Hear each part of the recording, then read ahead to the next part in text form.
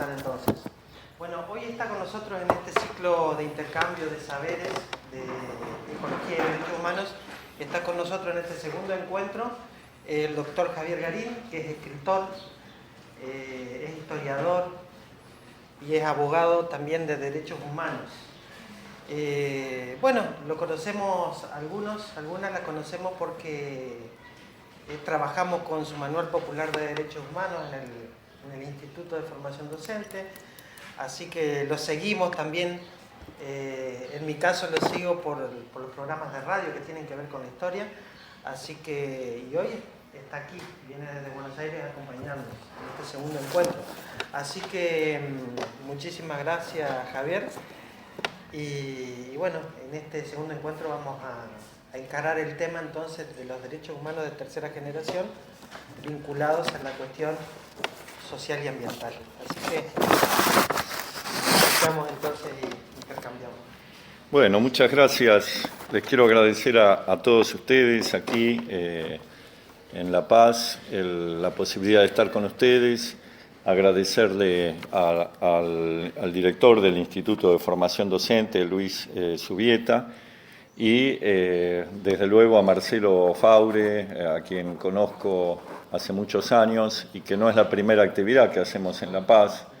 Ya hemos estado en charlas y presentaciones de libros, así que para mí es un gusto, me siento en un lugar que ya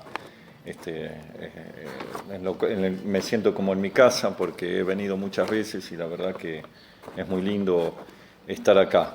El tema también es muy convocante, es un tema importante, quizás uno de los más importantes que se empiezan a discutir en estos años. Yo quisiera arrancar con unas menciones literarias, ¿no?, que podrán parecer medio extrañas o medio fuera de lugar, pero que después vamos a tratar de explicar su pertinencia. Una es, desde ya, un texto que hace muchos años que está circulando y que es poco conocido y poco difundido, del general Perón. En ese texto, que es la Carta Ambiental a los gobiernos y pueblos del mundo, un texto escrito aproximadamente en febrero de 1972, cuando todavía estaba proscripto el general Perón en España, y se estaban realizando las reuniones preparatorias para la primera primera conferencia de medio ambiente, que se iba a celebrar en Estocolmo, organizada por las Naciones Unidas, por el secretario general de las Naciones Unidas, Kurt Waldheim, un austríaco, y por Olof Palme, que era el primer ministro de Suecia en esa época y que después fue asesinado en un atentado aparentemente por la CIA. Mientras se hacían esos preparativos, Perón empezó a contactarse con algunos científicos, algunos de ellos argentinos, que se acercaban a Europa y algunos de otros países, y él, como un líder que en ese momento era muy reconocido internacionalmente, por más que en Argentina estuviera proscripto, conversó con muchos de estos científicos. Y cuando habla de estos temas, manifiesta Perón en algún reportaje que se le hace después, que él advirtió que los científicos le decían una cuestión, que durante muchos años los hombres se habían matado por millones defendiendo unas líneas imaginarias en el territorio llamadas fronteras, y que en realidad los problemas de la humanidad trascendían las fronteras. Eran problemas que estaban por encima de los países, por encima de las divisiones locales, por encima de las soberanías, porque eran problemas globales, problemas que afectaban a todo el mundo, a la humanidad en su conjunto. Y Perón dice, me di cuenta, conversando con estos científicos e informándome, porque era un hombre que tenía una fuerte preocupación intelectual, dice, me di cuenta que el problema de la ecología no era un problema más de la humanidad, era el problema, el problema. ¿Por qué dice esto? Porque Perón estaba realmente convencido que si no se le daba una solución adecuada al problema ecológico, la humanidad caminaba irremediablemente hacia su propia destrucción, hacia guerras, hacia calamidades sin cuento, y que el resultado de todo ese sufrimiento iba a ser la destrucción de la humanidad. Esto lo manifiesta con total claridad en esa carta ambiental a los gobiernos y pueblos del mundo. Año 1972, fíjense todo el tiempo que ha pasado, no fue escuchado en su momento, no fue entendido. Yo todavía he escrito un libro sobre el último Perón, que lo vi por ahí que daba vueltas, que lo tenía Marcelo en sus manos. Perón, cuando planteaba, no fue el único documento en el cual habló de esto, sino que no hay prácticamente reportaje, conferencia o charla que haya brindado Perón hasta su muerte a partir de ese momento, que no se refiere al problema ambiental. Y de hecho es uno de los ítems que incluye en su legado del modelo argentino, que fue su testamento político. ¿Por qué no fue entendido? Seguramente uno de los motivos por los cuales no fue entendido es porque estaba adelantado a su tiempo, porque lo que está anunciando en esa carta ambiental son cosas que están sucediendo ahora. Y otro de los motivos por los cuales no fue comprendido es que lamentablemente la Argentina estaba involucrada en un proceso de autodestrucción, en donde los sectores de derecha y de izquierda, por denominarlos de alguna manera, herramientas de la Guerra Fría, unos y otros instrumentos de intereses al servicio de imperialismos extranjeros, hicieron de la Argentina un campo de guerra, un campo de batalla en el cual libraron su batalla geopolítica el Imperio Soviético, el Imperio Ruso y el Imperio Norteamericano. Y nosotros pasamos esa década de 1970 hundidos en un mar de sangre, peleándonos por intereses que correspondían a otros. Y esta es la verdad. Y eso fue, de alguna manera, el motivo por el cual Perón no pudo ser escuchado ni siquiera por los propios, y especialmente por los propios, no fue escuchado. De hecho, una de las personas en las cuales él deposita confianza, al punto de hacerla la primera secretaria de Medio Ambiente de América Latina, que la tuvo la Argentina, que fue Yolanda Ortiz, esta persona que ni siquiera era peronista, venía de otro partido, de otra formación, pero a Perón le cautivó por sus ideas coincidentes con la Carta Ambiental. La nombra secretaria de Medio Ambiente, crea ese cargo especialmente, y cuenta ella, muchos años después, cuando le preguntan sobre qué era ser secretaria de Medio Ambiente con Perón, y ella dice: yo tenía total afinidad con Perón, nos comprendíamos perfectamente. El problema era con el resto del equipo, porque empezando por el Ministerio de Economía, que en ese momento estaba en manos de José Bergelbar, que era un hombre industrialista, que venía del sector empresarial, que fue un economista realmente muy importante, uno de los mejores ministros de Economía que tuvo la Argentina, pero con la visión que tienen siempre los economistas. Es una visión puramente económica, puramente limitada a las coordenadas de la actividad económica, a los resultados de los ejercicios económicos, a cómo promover la actividad y obviamente con ninguna preocupación por las consecuencias ambientales de la actividad económica. Y ese fue uno de los escollos que tuvo esta señora. El segundo escollo fue que murió Perón. Entonces, en cuanto murió Perón, inmediatamente la echaron, porque era quien la sostenía. Entonces, yo recientemente he publicado un libro que se llama Anticristo, historia de una profecía jesuítica sudamericana, de Manuel Lacunza y Manuel Belgrano a el Papa Francisco. Es un libro que trata sobre una interpretación que hizo un jesuita chileno sobre el Apocalipsis, y que llega obviamente hasta los tiempos de nuestro actual Papa. En ese libro hay un capítulo que a algunos les molestó el título porque se refiere a Perón como el profeta Juan Domingo. Y dicen, bueno, es una burla, una falta de respeto a la religión decir que Perón fue un profeta, sobre todo los que no lo quieren, pero muchas veces la gente no entiende ni siquiera las metáforas, ¿no? Yo creo que en el sentido de tener una visión trascendente sobre el futuro, estratégica y abarcadora en materia ambiental, sí tuvo un alcance profético la visión de Perón, y de alguna manera hoy lo estamos verificando, porque esos problemas de la humanidad, el problema, como decía Perón, es el problema que nos está asediando y nos va a asediar en el futuro. Esta era la primera cita que quería hacer para arrancar. Después vamos a volver al tema de Perón.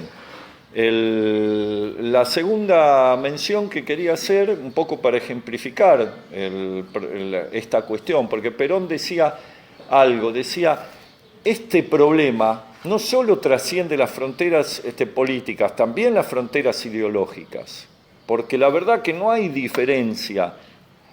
diferencia entre el capitalismo y el comunismo con relación al problema ecológico, porque a ninguno de los dos sistemas les importaba. Esta es la verdad. Si uno ve la forma en que se llevó adelante la industrialización en la Unión Soviética, por ejemplo, o en China, realmente China debe ser una de las potencias que menos se preocupan por la cuestión ecológica, incluso en la actualidad, que ya no es comunista, solo es comunista de palabra, ¿no? Es un país capitalista que se hace llamar comunista, que tiene la hoz y el martillo, pero cuyo presidente acaba de participar de la reunión de Davos, que es la cumbre del capitalismo mundial, y realmente China solo es capitalista, solo es comunista en su bandera y en su discurso, pero es un capitalismo de Estado que cada vez se va privatizando más.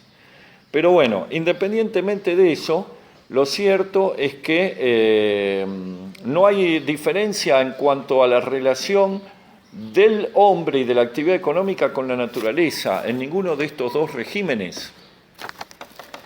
Y esto Perón ya lo advertía, y por eso decía, el problema es un problema que trasciende la cuestión ideológica, es un problema que va a una cuestión más profunda, más de fondo, que es la relación del hombre con la naturaleza. Y acá ya entramos en un terreno, si se quiere, filosófico, ¿no? Porque ya es una cuestión de concepción, de visión del mundo. Y quería traer a cuento, no sé, citas que por ahí puedan parecer absurdas, pero que tienden a ejemplificar esto. Yo cuando era chico, mi madre me hizo leer unos libros muy hermosos de un médico sueco, Axel Munthe, que se llamaban La historia de San Michele y Lo que no dije en San Michele. San Miguel es justamente el arcángel que, según la tradición que viene de los apóstoles, va a ser quien derrote al anticristo antes de la venida final del Mesías, ¿no? De la segunda venida del Mesías. Pero en este caso no se refiere al arcángel, sino a una propiedad que compró este médico en la isla de Capri. Y hace toda la historia de cómo adquirió esa propiedad y cuenta que los lugareños cazaban canarios con unas redes que colgaban entre los árboles, quedaban enredados los canarios, y después, para asegurar que cantaran, les pinchaban los ojos, porque ciegos los canarios cantan más. Entonces ahí ya tenemos un ejemplo muy pequeño de algo que hacemos todos los días y no nos damos cuenta en nuestra relación con la naturaleza, porque no debe haber acto más cruel quizás que privar a un pájaro de libertad, ponerlo en una jaula y encima pincharle los ojos para que cante, ¿no? Y todos los días nosotros, todos, en algún momento de nuestras vidas hemos tenido una jaula con un animal enjaulado, privándolo de su naturaleza, que es la de volar y ser libre. Y decía Lao Tse, otra cita literaria o filosófica, en el Tao Te Ching hace 2500 años: la naturaleza es un vaso sagrado, no se puede manipular. Querer moldearla es romperla, decía Lao Tse hace 2500 años. Y desde entonces hasta ahora no hemos hecho más que distintas maneras de romperla, de romper el entorno natural, de adaptarlo a nuestras necesidades o a nuestros caprichos. Y eso tiene consecuencias, son las consecuencias que vamos viendo. que hoy se presentan en un mundo que está cada vez más amenazado por el apocalipsis ambiental, por la destrucción ambiental en gran escala. Nos ha costado mucho darnos cuenta de esto porque existía el pensamiento de que los recursos naturales, como se los llama, a los bienes naturales, les decimos recursos naturales, y esto ya está hablando de una concepción, es decir, consideramos a la naturaleza como recursos que están a disposición de nuestras necesidades, así como le pinchaban los ojos a los canarios. Los bienes naturales no son bienes de la naturaleza, sino son recursos del hombre que el hombre utiliza para su antojo y su provecho, conveniencia, comodidad o capricho. Entonces ya a partir de esa concepción de los recursos naturales nos está indicando el carácter utilitario de la relación de la humanidad con la naturaleza. Y hacia esto apuntaba Perón en ese planteo que hacía en 1972, y hace 2500 años lo planteaba clarividentemente Lao Tse. En el origen de nuestra cultura judeo-cristiana, este problema aparece expresado de múltiples maneras. Una vez hablando con un pastor evangélico, que además era ambientalista, me dijo algo que me llamó la atención. Dice, el problema de nuestra actitud hacia la naturaleza ya viene desde el Génesis. ¿Cómo? Le digo. Claro, porque en el Génesis Jehová le da la orden al hombre de que vaya y domine a la naturaleza y a los animales. Entonces hay una orden ya de imponer su voluntad, imponer su deseo y su necesidad sobre la naturaleza. Y en muchas ocasiones se ha planteado la historia de la humanidad como efectivamente la historia de la dominación creciente sobre las fuerzas y los recursos naturales. Se la puede interpretar así, de hecho. Lo que pasa es que todo tiene un límite, y quizás pueblos de la antigüedad tuvieron otra concepción, tuvieron otra idea.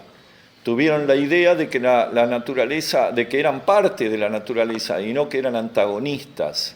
Pero nosotros sobre todo en la civilización occidental, hemos hemos tenido siempre la idea de que somos antagonistas de la naturaleza.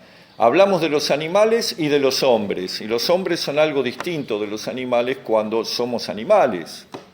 Pero hemos establecido una brecha, hemos establecido una división.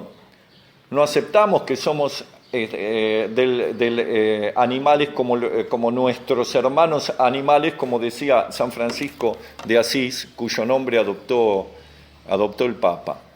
Hay un serio problema cultural profundo que excede las cuestiones de organización económica, que tiene que ver con esto que decía Perón, la dificultad de relacionarnos con la naturaleza en un sentido que no fuera estrictamente utilitario. Y en la misma Biblia encontramos otros textos que plantean otra concepción. Por ejemplo, en los Evangelios, cuando habla Jesús y dice, considerad los lirios del campo, considerad las aves del cielo, y hace un llamado a una vida sencilla, sin consumismo, sin artificios, sin desarmonía ni ruptura con la naturaleza. Pero esto no es leído. Todos leemos la Biblia, la hemos leído, nos han enseñado, vamos muchos a misa, hemos ido en el curso de nuestra vida y no escuchamos lo que no queremos escuchar. Y estas palabras de Jesús no las escuchamos. Como no escuchamos el llamamiento que hace Jesús a una renuncia completa a la violencia y al poder, no lo escuchamos. Yo en este mismo libro, Anticristo, hay un capítulo que dedico a Tolstoy, del cual se burlaron porque decían, uno de los mayores escritores que tuvo la humanidad, todos lo reconocen como novelista, pero como pensador filosófico y utópico, ha sido objeto de burla. ¿Por qué? Porque planteó la herejía de que el hombre tiene que renunciar a la violencia y al poder, de que el camino verdadero del Evangelio es renunciar a la violencia y al poder. y cita textos expresos donde Jesús lo dice con todas las letras: renuncien a la venganza, renuncien al ejercicio del poder. No dice solamente pongan la otra mejilla, dice renuncien a responder al agravio con el agravio, es decir, con violencia. Y dice Tolstoy, yo miro a mi alrededor y veo sociedades que se dicen cristianas en donde todos los días se responde al agravio con el agravio. A miles y miles de personas a la cárcel, a la muerte, etc. Y en nombre de la religión, dice, esa religión que nos ordena no matar, no ejercer la violencia, se libran guerras, se llevan adelante matanzas de toda índole, santificadas por la religión, santificadas por los dignatarios eclesiásticos y por los jefes de Estado. Entonces, dice Tolstoy en determinado momento, ¿cómo puede ser que yo había leído durante décadas, leí los evangelios y no entendí esto? Tuve que llegar a viejo, tuve que pasar un montón de penurias para comprender lo que me estaba diciendo Jesús, porque claro, me estaba exigiendo algo que iba en confrontación con mis creencias más instaladas. Yo he cometido todo tipo de pecados, dice Tolstoy. He matado, he cometido adulterio, he fornicado, dice, y en lugar de condenarme, mis contemporáneos me aplaudían. Cuando yo mataba en un duelo a un adversario, me aplaudían. Cuando dije que no había que matar más ni ejercer la violencia, me cerraron todas las puertas, me persiguieron, me prohibieron publicar mis ideas en Rusia. Bueno, algo parecido pasa con la cuestión del medio ambiente. Ustedes dirán, ¿a qué viene todo esto? ¿Qué tiene que ver con los derechos humanos? ¿Qué tiene que ver con la cuestión que nos convoca? Yo creo que hoy asistimos a un momento en el cual, tal como Perón nos decía hace 40 y pico de años, la humanidad está en una encrucijada y lo sigue estando, y cada vez más. Y seguimos sin escuchar y sin entender, porque es muy difícil comprender que la solución a esta encrucijada pasa por un cambio completo de vida, y es algo que no estamos dispuestos a aceptar. Así como el hombre tiene serias dificultades para convivir en el seno de su propia especie, tiene dificultades para no agredir a sus semejantes, para compartir las riquezas, para alimentar a todos, mucho más la tiene con el resto del reino natural, mucho más la tiene con el planeta y con las otras especies, en las cuales, dice Francisco, vivimos en una casa común. Un concepto que introduce en su encíclica Laudato Si, una encíclica que está fuertemente inspirada en aquella Carta Ambiental de Perón, aunque obviamente no es la única inspiración, pero que reproduce muchas de las preocupaciones de aquella Carta Ambiental de Perón, y dice, es una casa común. Ya estamos cambiando de criterio, porque ya no se trata, es la casa del hombre, como decía el Génesis, o como algunos interpretaban el Génesis, ¿no?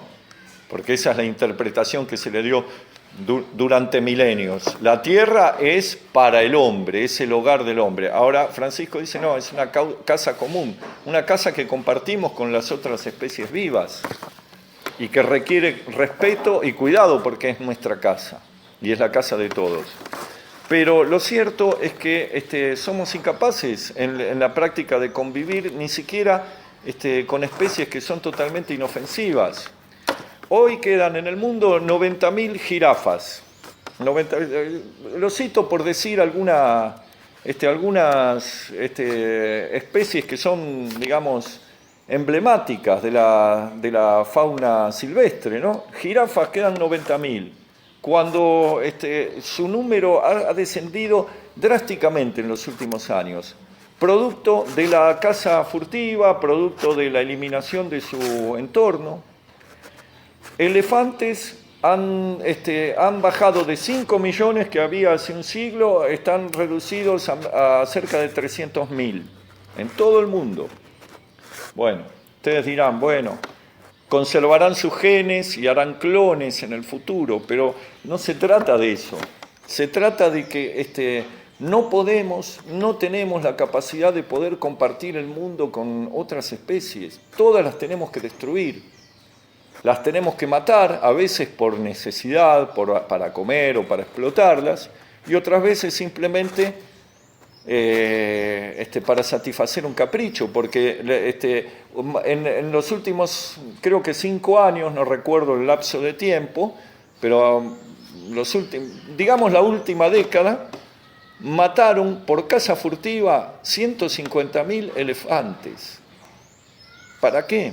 Para sacarle el marfil, que prácticamente, no sé, es un elemento que ha sido totalmente sustituido por materiales sintéticos, y sin embargo lo siguen matando para eso, o por la vanagloria de decir maté un elefante y sacarse una foto con un elefante muerto. Y eso lo podemos hacer extensivo a todas las especies que están en peligro de extinción, salvo aquellas que le interesa al hombre conservar para alimentarse, como las vacas. Pero incluso especies de las cuales dependemos, las estamos arrasando mediante una explotación irracional, se las arrasa igual, con lo cual se las pone en peligro de extinción, como se hace con la pesca en muchos mares del mundo. La pesca que no se logra, a pesar de todos los esfuerzos internacionales, es muy difícil poder controlar la forma en que se lleva a cabo. ¿Qué quiero decir con esto? Que estamos pasando lentamente a la comprensión de que avanzamos hacia un mundo en el cual, mientras las otras especies desaparecen o disminuyen en forma drástica, la humanidad tiene un crecimiento demográfico que no ha podido tampoco controlar. Hoy estamos en más de 7.000 millones de habitantes. Se dice que para el siglo próximo, comienzos del siglo próximo, va a haber más de 11.000 millones, mientras ya no va a haber jirafas, posiblemente en pocas décadas no haya más elefantes, ni rinocerontes, por mencionar solo algunas especies.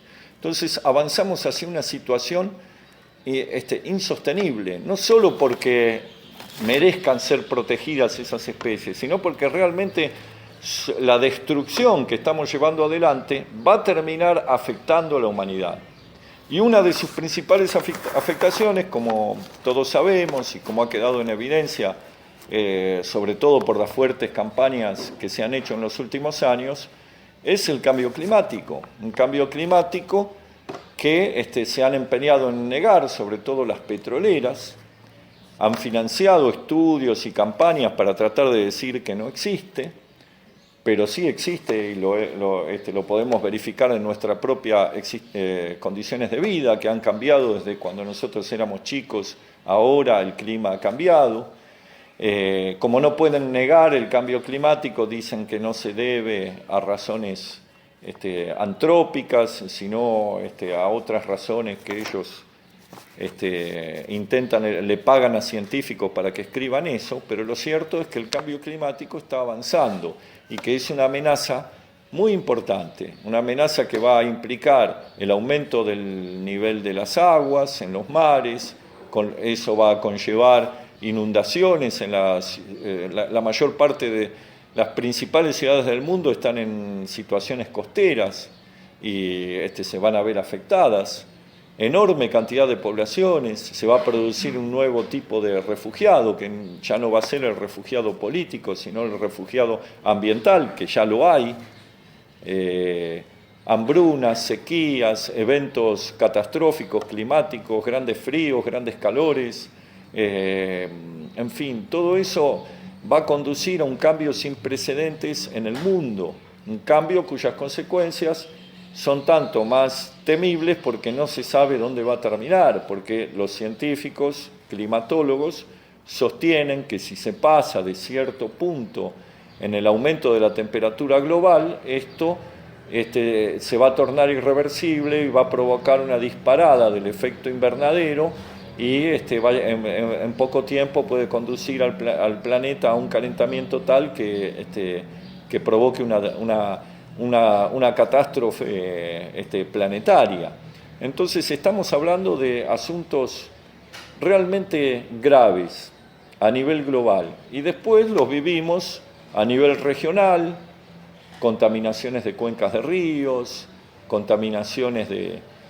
bueno, acá estamos en un pueblo costero de un río, que seguramente este río no es el mismo de hace 30 o 40 años, ha sufrido muchos cambios, ha sufrido depredaciones de su riqueza pesquera, ha sufrido cambios de toda índole y los va a seguir sufriendo, porque además los cursos de agua se contaminan con el producto de las fertilizaciones de los campos, por la agricultura, por los plaguicidas.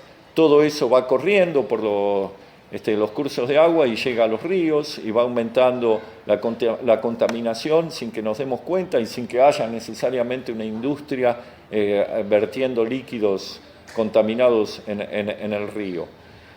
Y después tenemos contaminaciones locales de toda índole en cada ciudad, en cada lugar donde no se cumplen normas o donde las autoridades políticas miran para otro lado o simplemente avanzan determinadas actividades. Y acá mismo, en la provincia de Entre Ríos, cuando uno observa, por ejemplo, el retroceso de los bosques nativos, claro, son improductivos. ¿A quién le importa que tiren abajo esos montes nativos que están llenos de espinillos y de árboles que no son productivos, salvo para, algunos consideran, para hacer carbón? Pero resulta que todo eso es un paisaje que tiene su urdimbre natural, sus especies, y algunas de ellas van desapareciendo. Yo suelo visitar el otro lado, el lado del río Uruguay, el río de los pájaros, y ya los lugareños me dicen que hay ciertas especies de pájaros que ya no se ven, que están desapareciendo. Y claro, porque se producen estos desmontes para sembrar, fertilizantes que se echan en la tierra, plaguicidas que matan a los insectos y que privan a los pájaros de su fuente de alimentación.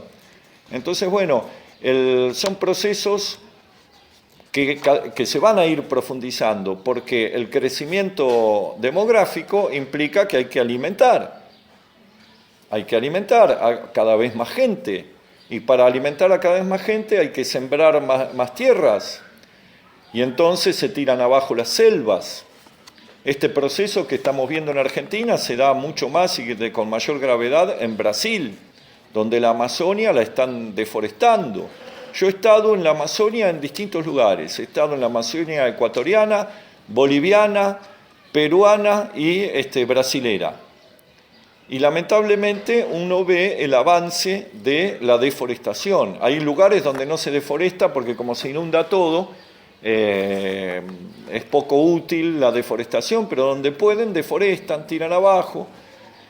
Y no es casual que aparezca un futuro asesor de Bolsonaro, que parece ser que va a ser el presidente de Brasil, posando en una foto con un jaguar al cual ha cazado, siendo jefe de tropas en la Amazonia.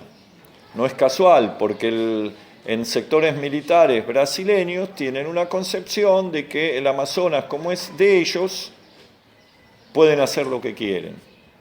Y acá aparece una amenaza, justamente una amenaza que no es exclusiva de Brasil y a la cual quiero referirme, en relación al tema ambiental, porque al ser un problema global requiere soluciones locales, regionales y globales, requiere acciones en los tres niveles. Esto es algo que vienen en las entidades ambientalistas y las conferencias sobre la tierra vienen insistiendo hace muchas décadas. Hay acciones que se deben llevar en todos los niveles, en el nivel regional, en el nivel local, pero también en el nivel global. Y las principales se tienen que llevar a nivel global. Por ejemplo, en materia de calentamiento global, no hay otra cuestión que adoptar medidas o soluciones globales. Y así se ha intentado a través de los sucesivos protocolos que han firmado los países para tratar de frenar los gases de efecto invernadero, que generalmente no los cumplen, pero que en algunos casos se empiezan a cumplir.